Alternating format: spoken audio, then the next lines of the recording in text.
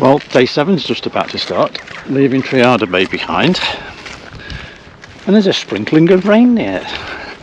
I've got 16 miles to go. I'm heading towards Rosniger, which is a bit of a roundabout sort of trip today, because you walk round this headland down to the south tip, and then an inland detour of about 4k each way back to the coast, which is the only way you can get off this small part of the island, the Holy Island, back onto the main part of Anglesey. So it's not forecast to rain, so I think I'm going to be okay, but let's see how it goes. So I had to put my coat on. Pretty marvellous. I just need to cross this little track here now.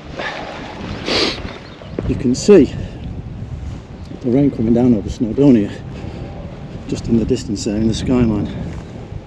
The first that's taken place for some time.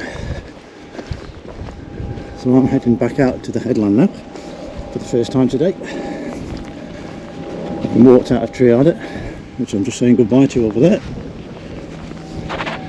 Let's keep going. Here's a nice little ornamental gate that loads of shells have been laid on. Pretty. I've just been having a conversation with the Coast Watch guy who's coming into Roscollin, a navigational beacon out there on the island, down into the village. It's starting to brighten up.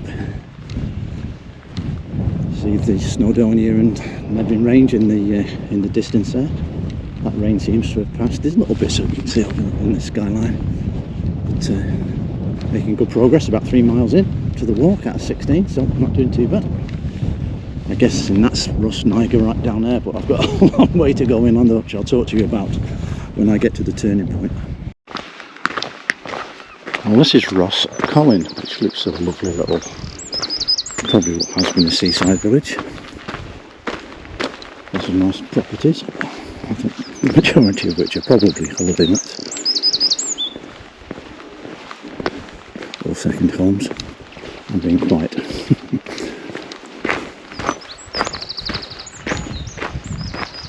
And walk around the beach and see where that takes us.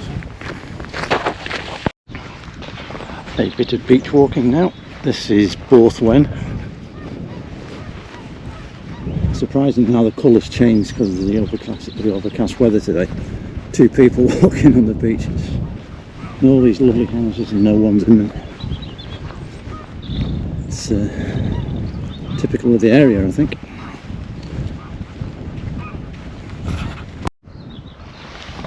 I've arrived at Silver Bay and Rosniger's only over there. RAF Valley is just behind those buildings over there. But just over this headland there's the waterway that joins up with 4 Mile Bridge, which separates Holy Island, where I am now, from the main island of Anglesey.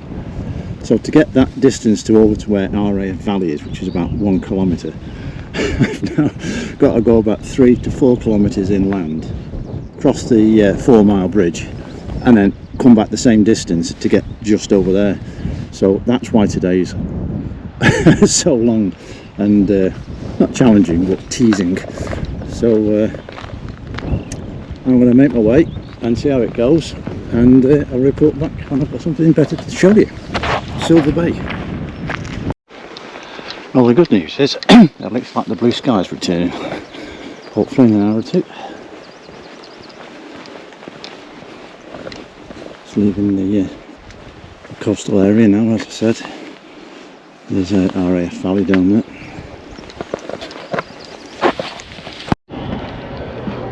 We've got RAF training flights doing sorties in and out of Valley. A couple of coming into land over there. There's one coming round again now. His turn to come into land. And here is the 4 Mile Bridge, which I've had to wander all this way inland for, to cross the waterway, and then we've got the same distance going back to our Wi-Fi. Cool. At least I've made it halfway.